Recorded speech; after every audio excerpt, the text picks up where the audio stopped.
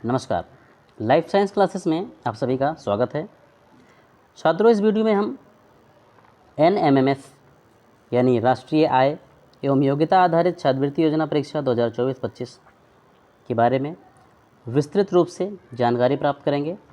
यह परीक्षा किस प्रकार की परीक्षा है, इस परीक्षा में स्कॉलरशिप कितनी मिलती है, परीक्षा पैटर्न क्या है, किस प्रकार के क्वेश्चंस पूछे जाते हैं, ये सारी जानकारी इस वीडियो के माध्यम से आपको मिलने वाली है। तो वीडियो को आप आखिर तक ज़रूर देखिएगा, इसकी बिल्कुल भी मत कीजिएगा। देखिए, जो अभ्यर्थी हैं, किस प्रकार के अभ्यर्थी इस परीक्षा में आवेदन कर सकते हैं, उनके लिए कुछ विशेष निर्देश हैं। ये निर्देश कुछ इस प्रकार से हैं। देखिए क्या है, इस परीक्षा में वे ही छात्र छात्राएं सम्मिलित हो सकते हैं जिन्होंने सत्र 2022-23 में कक्षा 7 की परीक्षा न्यूनतम 55% अंकों के साथ उत्तीर्ण की है। कौन से अभ्यर्थी हैं? जो 2022-23 सत्र में 7वीं की परीक्षा उत्तीर्ण किए हैं और उनका जो अंक प्रतिशत है 55% है, मतलब कम से कम वो 55% अंकों के साथ परीक्षा उत्तीर्ण किए हों। तो ये जो परसेंटेज है ये जनरल वर्ग के छात्र छात्राओं के लिए है। जो आरक्षित वर्ग से आते हैं, जैसे कि अनुसूचित जाति या अनुसूचित जनजाति के जो छात्र छात्राएं हैं, इनको इसमें 5% की छूट दी जाएगी। ठीक है। वर्तमान सत्र में राजकीय, स्थानीय निकाय और अशासकीय सहायता प्राप्त विद्यालयों में कक्षा 8 में पढ़ रहे वे ही छात्र छात्राएं राष्ट्रीय योग्यता परीक्षा जो छात्रवृत्ति योजना है इसमें आवेदन कर सकते हैं। मतलब जिन्होंने 22-23 में 7वीं उत्तीर्ण की और 8वीं में वो उन्होंने प्रवेश लिया और वो पढ़ाई कर रहे हैं, ठीक है, उनका स्कूल किस प्रकार का होना चाहिए? राजकीय होना चाहिए, ठीक है, यानी कि जो गवर्नमेंट स्कूल होता है, या स्थानीय निकाय के प्राइमरी जूनियर स्कूल होते हैं, या एडेड स्कूल हों, इन्हीं में वो छात्र पढ़ेंगे तभी उनको स्कॉलरशिप मिलेगी। जवाहर नवोदय विद्यालय, केंद्रीय विद्यालय, सैनिक स्कूल, राजकीय आवासीय स्कूल या प्राइवेट विद्यालय, ये इन विद्यालय इसमें अगर छात्र छात्राएं पढ़ रहे हैं तो ऐसे अभ्यर्थी इसके पात्र नहीं होंगे। अभिभावक की कुल वार्षिक आय 3,50,000 रुपये से अधिक ना हो, यानी कि वे छात्र छात्राएं जिनके अभिभावक की वार्षिक आय 3,50,000 रुपये से अधिक है, वे इसके पात्र नहीं हो सकते हैं, वे आवेदन नहीं कर सकते हैं। ठीक है।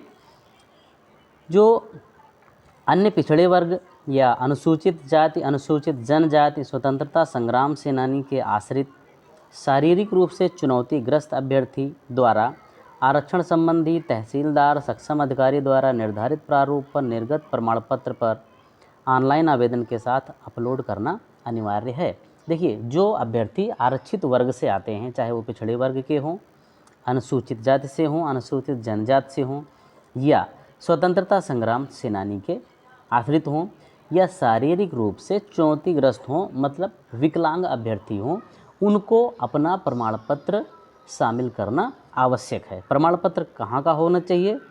किसी तहसीलदार या कोई सक्षम अधिकारी जैसा कि अपर जिलाधिकारी द्वारा निर्गत होना चाहिए। यदि वो अभ्यर्थी आरक्षण का प्रमाण पत्र अपलोड नहीं करते हैं तो उनको सामान्य श्रेणी के अभ्यर्थी की भांति माना जाएगा। ठीक है, यानी आरक्षण का लाभ लेना है तो आरक्षण के प्रमाण पत्रों को ऑनलाइन अपलोड करना होगा। अब देखते हैं कि ये जो परीक्षा है किस प्रकार की परीक्षा है। देखिए, जो परीक्षा है ये बहुविकल्पीय प्रकार के इसमें प्रश्न पूछे जाते हैं और ये परीक्षा OMR सीट पर होती है। ठीक है, जो भी बहुविकल्पीय प्रश्न होंगे उनको OMR सीट पर ही जो निर्धारित खाने होंगे या गोले होंगे उनको काला या नीला करके आपको अपने प्रश्न का उत्तर देना है। तो इस परीक्षा में क्या होंगे, जो जितने भी प्रश्न पूछे जाएंगे उनमें 4 विकल्प होंगे, चारों में से कोई एक विकल्प सही होगा और उस विकल्प को अपने OMR सीट पर जो भी संबंधित गोला है उसको काला कर देना है या उस पर टिक लगा देना है। ये परीक्षा 3 घंटे के लिए होगी और इसमें जो परीक्षा है इसमें 180 अंक के ये प्रश्न पत्र होंगे। जो प्रश्न पत्र होंगे वो कितने अंक के होंगे? 180 अंक के होंगे। ठीक है, हम देखते हैं कि जो प्रश्न हैं वो किस प्रकार के प्रश्न पूछे जाएंगे।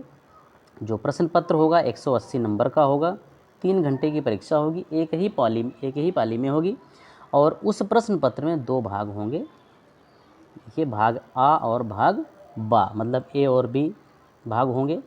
जो भाग ए होगा उसमें सामान्य मानसिक योग्यता परीक्षा, इससे संबंधित 90 प्रश्न पूछे जाएंगे और 90 अंक के होंगे, यानी प्रत्येक प्रश्न 1 नंबर का होगा। जो दूसरा भाग होगा वो शैक्षिक अभिरुचि का होगा, इसमें भी 90 ही प्रश्न पूछे जाएंगे और प्रत्येक प्रश्न 1 नंबर का होगा। ठीक है, यानी टोटल क्या हो जाएंगे, 180 प्रश्न पूछे जाएंगे और प्रत्येक प्रश्न 1 नंबर का होगा, इसलिए जो अधिकतम अंक होगा वो भी 180 नंबर का ही होगा।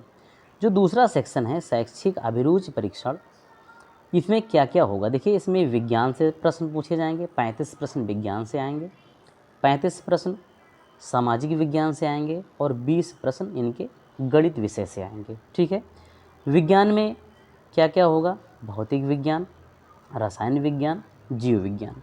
सामाजिक विज्ञान में क्या पूछेगा, इतिहास, भूगोल, नागरिक शास्त्र। ठीक है, और जो गणित होगा, गणित में अंक गणित, बीज गणित और रेखा गणित होगा। यानी गणित, विज्ञान और सामाजिक विज्ञान, इन 3 विषयों से 90 प्रश्न पूछे जाएंगे। ये जो प्रश्नों का स्तर होगा ये आपके 6वीं से लेके 8वीं तक का होगा। मतलब जो आपने गणित विज्ञान 6वीं में पढ़ा है, जो आपने 7वीं में पढ़ा है और वर्तमान में 8वीं में पढ़ रहे हैं, उसी लेवल का प्रश्न होगा। बहुत ज़्यादा कठिन प्रश्न इसमें नहीं आएगा और ना ही आपकी किताब से बाहर का प्रश्न आएगा, बहुत इजी प्रश्न आएंगे इसमें। ठीक है, जो पहला सेक्शन था मानसिक योग्यता परीक्षण का, इसमें क्या क्या पूछा जा सकता है, देखिए यहाँ पर कुछ बिंदु दिए हुए हैं, इन्हीं बिंदुओं से संबंधित प्रश्न पूछे जाएंगे। ठीक है, तो जो सामान्य मानसिक योग्यता परीक्षण होगा, ये जितने भी टर्म्स दिए हुए हैं इन्हीं टर्म से पूछे जाएंगे। तो जो सामान्य मानसिक योग्यता परीक्षण है, इसमें श्रृंखला परीक्षण, सजातीय विजातीय परीक्षण, सादृश्यता परीक्षण, सांकेतिक भाषा, दिशा संबंधी परीक्षण, मैट्रिक्स, घन पासा, अंक व वर्णक्रम। ठीक है, तो ये जो सारे पॉइंट्स हैं इनसे संबंधित ही प्रश्न पूछे जाते हैं। जब आप परीक्षा दे देते हैं तो अब आपकी बारी आती है रिज़ल्ट की, नंबर कितने मिलें कि पास हो जाएं। तो नंबर के लिए जो क्राइटेरिया है, ये सामान्य वर्ग के छात्र छात्राओं के लिए न्यूनतम 72 अंक यानी कि 40% अंक, और अनुसूचित जाति और जनजाति के लिए 58 अंक यानी 32% अंक निर्धारित किए गए हैं।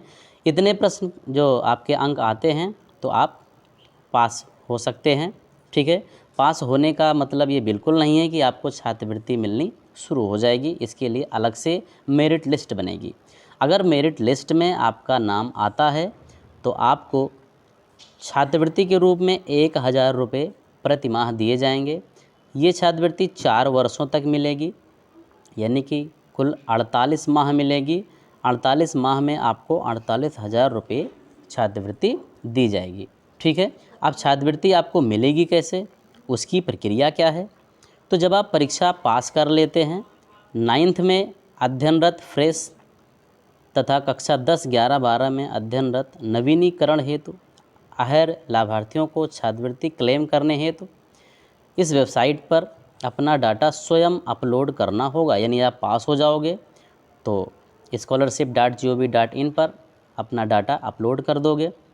उसके बाद आपको 9th के पास होने पर स्कॉलरशिप मिलेगा, फिर 10th के पास आउट होने पर, 11th और 12th के पास होने पर स्कॉलरशिप मिलेगी। ठीक है, स्कॉलरशिप मिलने की कंडीशन ये है कि कंटिन्यू पढ़ाई आपकी होनी चाहिए और विद्यालय भी वही उसी प्रकार का होना चाहिए। यानी 9th से 12th तक जो आपका विद्यालय होगा वो राजकीय प्रकार का होगा या किसी स्थानीय निकाय का होगा या अशासकीय प्रकार का विद्यालय होना चाहिए। आप परीक्षा क्वालिफाई करते हैं, आप इस विद्यालय से नाम हटाकर प्राइवेट विद्यालय में लिखवा लेते हैं तो आप छात्रवृत्ति नहीं पाएंगे। ठीक है, यानी जवाहर नवोदय विद्यालय, केंद्रीय विद्यालय, सैनिक स्कूल, राजकीय आवासीय और प्राइवेट विद्यालय, यानी इन विद्यालयों को छोड़कर बाकी विद्यालयों में आप अध्ययन करते रहेंगे। ठीक है, इसके लिए क्या है, कक्षा 8 की परीक्षा में न्यूनतम 55% अंक आना आवश्यक है। जो आरक्षित वर्ग के कैंडिडेट्स हैं उनको 5% की छूट दी जाएगी। 9th और 11th की परीक्षा उत्तीर्ण करनी है, मतलब इसके लिए कोई परसेंटेज, मिनिमम परसेंटेज निर्धारित नहीं है, आपको सिर्फ पास होना है। 10वीं की परीक्षा में न्यूनतम 60% अंक होने चाहिए, ठीक है। आरक्षित वर्ग को इसमें भी 5% की छूट दी जाएगी। जब आप परीक्षा उत्तीर्ण करेंगे तो उसी पोर्टल पे, NSP पोर्टल पे डाटा अपलोड करेंगे, ठीक है। यहाँ पर कंडीशन ये है कि अगर मान लो आपको किसी अन्य प्रकार की छात्रवृत्ति मिल रही है तो आप इस छात्रवृत्ति के पात्र नहीं होंगे, इसका लाभ नहीं मिलेगा आपको। किन्हीं 2 योजनाओं में एक साथ लाभ नहीं मिल सकता है, किसी एक छात्रवृत्ति ही आपको मिलेगी। छात्रवृत्ति के लिए जो कैंडिडेट है उसका बैंक में अकाउंट होना चाहिए, एक बचत खाता होना चाहिए। बैंक कैसा होना चाहिए, या तो भारतीय स्टेट बैंक हो या किसी पब्लिक सेक्टर का बैंक हो अथवा कोई शेड्यूल बैंक हो जिसमें कोर बैंकिंग की सुविधा हो। तो जब स्कॉलरशिप के लिए आवेदन करेंगे तो उस समय बैंक पासबुक की फ़ोटोकॉपी भी लगेगी, जिससे आपका अकाउंट नंबर अपलोड हो जाएगा और जो भी स्कॉलरशिप की धनराशि होगी वो आपके अकाउंट नंबर में आ जाएगी, ठीक है। तो जो अभ्यर्थी आवेदन करना चाहते हैं वो अभ्यर्थी इस वेबसाइट पर www.entdata.co.in पर जाकर अपना आवेदन कर सकते हैं। आवेदन करने की जो अंतिम तिथि है ये 17 सितंबर है। परीक्षा 5 नवंबर को है, अभी 2 महीने का समय है, अच्छी तैयारी हो सकती है। आवेदन के लिए जो आपको दस्तावेज़ चाहिए, जो प्रपत्र चाहिए, वो क्या क्या ले जाने हैं, देखिए। इसके लिए अगर आरक्षित वर्ग है तो जाति प्रमाण पत्र चाहिए, आय प्रमाण पत्र चाहिए जो कि 3,50,000 से अधिक का नहीं होना चाहिए। उस छात्र या छात्रा का आधार कार्ड, बैंक पासबुक, नवीनतम फ़ोटो और कक्षा 7 का अंक पत्र होना आवश्यक है। तो सभी छात्र छात्राएं जो वीडियो देख रहे हैं, अगर आपने अभी तक आवेदन नहीं किया है तो जल्द से जल्द अपना आवेदन करिए, क्योंकि जब लास्ट डेट नज़दीक आ जाएगी तो हो सकता है उस समय सर्वर ठीक से काम ना करे और आप अपना आवेदन करने से वंचित ना हो जाएं। तो इससे बचने के लिए आप अभी से ही अपना आवेदन करके विद्यालय से प्रमाणित करा के इसको पूरी तरीके से फाइनल सबमिट करा दीजिए। परीक्षा में आपके 2 महीने का समय बचा है, परीक्षा 5 नवंबर को होनी है, तो इसके लिए आप अभी से तैयारी शुरू कर दीजिए। इस वीडियो में जो सिलेबस आपको बताया गया है इस सिलेबस के अकॉर्डिंग ही पढ़िए और निश्चित तौर पर आप इस परीक्षा में सफल होंगे और आपको छात्रवृत्ति भी मिलेगी।